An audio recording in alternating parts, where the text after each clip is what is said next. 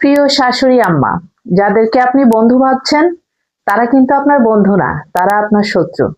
তারা কিন্তু প্রতি মুহূর্তে আপনার ছেলের বউদেরকে বলছে, তোমার শাশুড়ি আর কয়দিন বাঁচবে, সে তো কয়দিন পরে মারাই যাবে, এরপরে তোমরাই হবে রানী।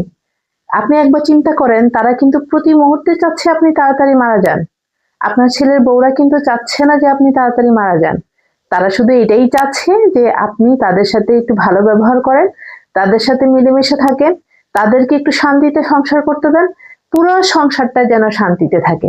তারা কিন্তু কখনোই, কোনো ছেলের বউ কখনো চায় না যে শাশুড়ি তাড়াতাড়ি মারা যাক। যখনই শাশুড়ি অত্যাচার করে, অনেক বেশি অত্যাচার করে, তখন ছেলের বউদের মনে হয় যে হ্যাঁ, ওই যে চাচি, খালা, মামি তারা বলছিল যে শাশুড়ি তাড়াতাড়ি মারা যাবে, তাহলে এই মহিলা কেন তাড়াতাড়ি মারা যাচ্ছে না?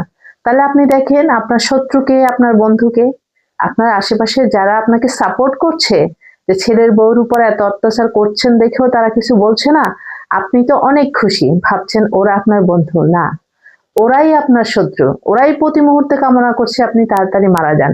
এবং ওরা এটাও চাচ্ছে যে মারা যাওয়ার সাথে সঙ্গে করে এই যে ছেলের বউর উপর অত্যাচারগুলো করছেন, এগুলো জবাবদিহিতা করার জন্য সাথে করে নিয়ে যান।